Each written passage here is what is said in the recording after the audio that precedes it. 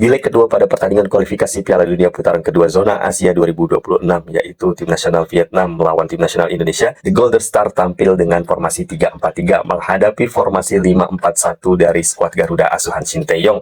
Tim tuan rumah tentu menguasai jalannya pertandingan dengan 69% penguasaan bola menghadapi 31% ball possession dari timnas Indonesia, dan Vietnam juga berbekalkan 487 total passing menghadapi 267 total passing dari timnas Indonesia dengan akurasi passing yang sukses mencapai 80% berbanding 65%. Dan shot on target timnas Vietnam ini hanya 3 dari 13 percobaan menembak, sementara Indonesia mendapatkan 4 on target dari 9 percobaan menembak. Dan kemudian dari segi falls, timnas Indonesia lebih banyak karena untuk meredam serangan Vietnam, dan kemudian timnas Indonesia menghasilkan 6 kartu kuning, sementara Vietnam hanya menghasilkan 2 kartu kuning saja. Dengan total corner, Vietnam lebih mendominasi 10 berbanding 3. Sementara gol diciptakan oleh pemain keturunan Jay Itses di menit ke-9. Kemudian Ragnar Oratmangun menggandakan keunggulan Indonesia di menit ke-23 sebelum akhirnya ditutup oleh Sananta pada menit 90+8. Dari segi hitung-hitungan statistik di atas kertas, timnas Indonesia memang kalah dari tuan rumah Vietnam. Tapi dari segi efektivitas, timnas Indonesia jauh lebih unggul dan bermain lebih efektif untuk bisa membungkam tuan rumah di kandangnya sendiri.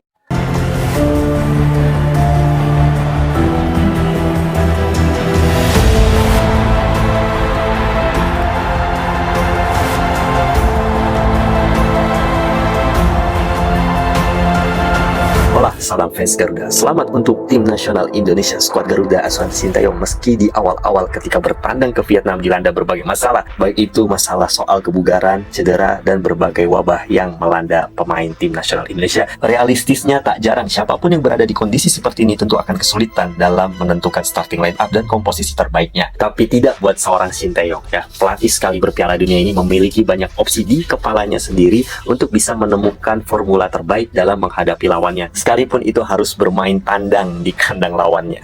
Bagi pelatih dari pihak kompetitor seperti Felipe Trussier, siapapun yang di posisi dia yang dimana sebelumnya kalah di kandang lawan tentu akan mengevaluasi kekurangan-kekurangan yang mereka miliki untuk bisa memberikan epic comeback di kandang sendiri. Tapi sebagai pelatih kelas dunia, tentu Shin Tae-yong tahu apa yang harus dia lakukan. Peracik strategi dalam percaturan sejati tentu paham how to the next to do untuk tidak melakukan pola yang sama seperti di GBK dan memberikan kejutan yang sulit ditebak oleh Felipe Trussier. Terbukti dari strategi Shin Tae-yong yang sulit ditebak ini benar-benar menghantam sampai ke jantung kota Hanoi. Ya, pastinya dengan pengalaman yang dia miliki, tentu juru taktik kondang sekelas Felipe Trussier pasti sudah bisa mengantisipasi apa yang harus dilakukan di kandangnya sendiri, terutama di leg kedua di kota Hanoi. Namun sayangnya ketidakhadiran para pemain Indonesia di GBK jelas membuat situasi jadi berubah dan memaksa Felipe Trussier untuk bisa memutar otak dan meraba-raba kembali kekuatan dari skuad Garuda yang terbaru di kandang Vietnam ini. Jadi lebih membingungkan bagi Felipe Trussier untuk bisa mengantisipasinya. Karena kenapa? Ya karena beberapa pion-pion timnas ini ada yang tidak main karena situasinya yang tidak memungkinkan ya. Beberapa halangan seperti kebugaran. Tapi Shin Tae-yong tidak kehabisan akal. Dia coba meracik strategi terbaik, taktik jitu, tidak terlihat berupaya untuk bisa menguasai pertandingan, namun bermain efektif dalam memanfaatkan setiap kesempatan dan celah yang ditinggalkan para punggawa The Golden Star Warrior Vietnam.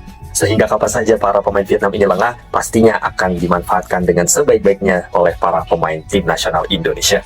Jika kita melihat pertandingan secara keseluruhan, baik dari segi statistik maupun setiap kejadian dan peluang yang ada, pertandingan ini jelas lebih menarik dari pertandingan pertama di GBK. Kenapa? Karena timnas kita kali ini bermain dengan lebih disiplin, rapih, serta menjaga konsistensi dan menjaga tiap ruang untuk tidak kecolongan. Sehingga praktis dalam 2 kali 45 menit menyebabkan para pemain Nguyen ini hampir frustasi untuk bisa menembus jantung pertahanan timnas Indonesia yang dikawal oleh Hernando Ari Sutaryadi, di mana pada pertandingan tersebut sebenarnya kondisi fisik dan kebugaran Hernando Ari ini belum 100% pulih. Laga kedua ini pun dipimpin oleh wasit asal Australia Iran yang bernama Ali Reza Vaghani, di mana Ali Reza Vaghani ini merupakan wasit langganan FIFA yang terkenal tegas, dan bahkan beberapa keputusannya pernah dianggap kontroversi oleh para pendukung Irak ketika Irak gagal menang melawan Jordania di Piala Asia Qatar kemarin. Namun sebenarnya sosok Ali Reza Vaghani ini adalah wasit yang berkaliber Piala Dunia, salah satu wasit terbaik Asia yang tegas. Bahkan dia pernah memimpin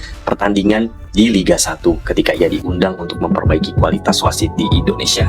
Ya, pertandingan timnas Indonesia melawan Vietnam ini berjalan begitu keras ya, determinasi tinggi, intensitasnya tinggi, dan lumayan banjir kartu juga, terutama dari kubu Indonesia yang mengoleksi banyak kartu kuning, termasuk Jay Iset salah satunya, dalam upayanya meredam keagresifitasan tim tuan rumah.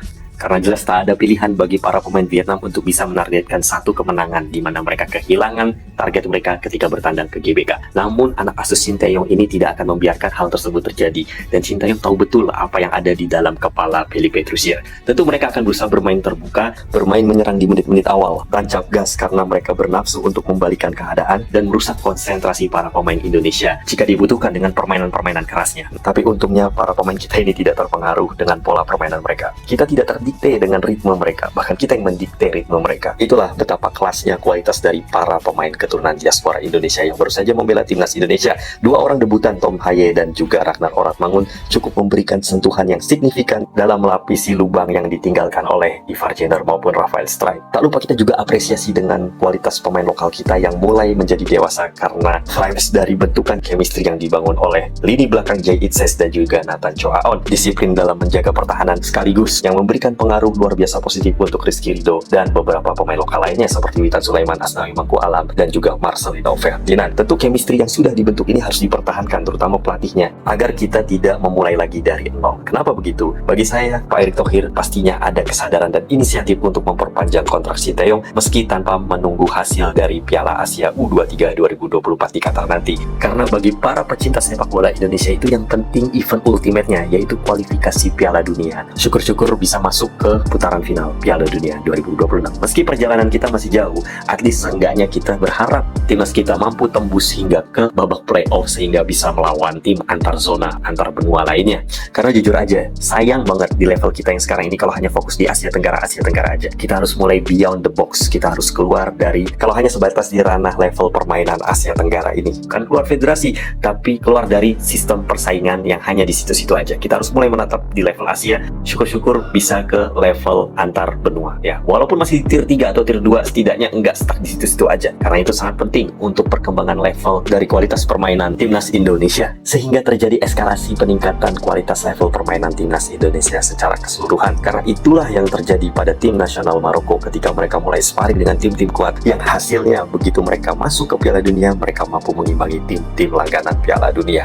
Dengan begitu kita jadi tahu di mana batas kemampuan kita dan bagaimana cara kita meningkatkan level permainan kita. Karena seperti yang kita lihat, kalau kita dapat skor yang begitu mencolok apalagi di kandang lawan, melawan rival yaitu Vietnam yang selama 20 tahun sulit kita kalahkan dan kerap menjadi momok karena terakhir kita mengalahkan mereka di kandang mereka yaitu di tahun 2004. Saat itu zamannya Boaz Salosa di Piala Tiger yang sekarang dikenal sebagai Piala AFF, di mana saat itu kita benar-benar membungkam tim tuan rumah di hadapan pendukungnya sendiri. Kan enak kalau kapan-kapan kita ketemu tim modelan Asia Tenggara seperti Vietnam, Thailand, Malaysia, Singapura, Filipina, dan tim-tim yang lainnya, kita udah tidak melihat mereka seperti saingan.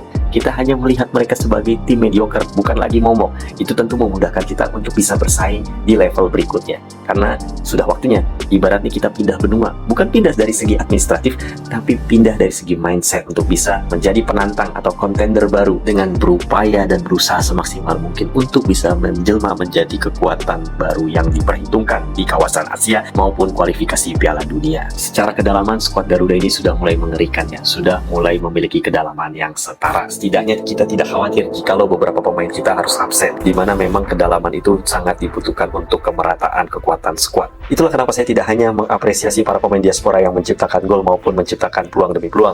Saya juga mengapresiasi para pemain lokal kita yang sudah bekerja keras, baik di menit-menit awal hingga di menit-menit akhir. Salah satu dari mereka yang menarik perhatian saya adalah Edo Febriansyah, di mana dia sebagai pelapis Pratama Arhan yang sedang tidak bisa hadir karena mungkin memiliki halangan, mampu diandalkan dan memaksimal kemampuannya di menit-menit terakhir untuk menghantam bola dan menciptakan peluang reball yang akhirnya mampu dituntaskan oleh Ramadan Sananta sehingga kita menciptakan gol ketiga kita untuk benar-benar killing the game melawan tim tuan rumah Vietnam. Terlepas dari 2 gol sebelumnya yang dihasilkan lewat heading Jay Itses dan juga terobosan Ragnar Oratmangun dalam menjebol gawang Philippe Nguyen. Intinya dari pertandingan barusan, setiap pemain mengerahkan semua kemampuan terbaiknya dan terbukti baik pemain diaspora maupun pemain lokal sama-sama kompak untuk membentuk chemistry disiplin sekaligus efektif dalam membangun serangan dan memanfaatkan setiap celah dan peluang yang ada. Sampai di sini kebersamaan kita dalam membicarakan progres dan peningkatan dari level permainan timnas dalam upaya untuk bisa lolos ke putaran ketiga. Sebelum ke putaran ketiga, kita harus sudah bersiap menantang Irak di kandang kita sendiri dan menuntaskan perlawanan terakhir melawan Filipina.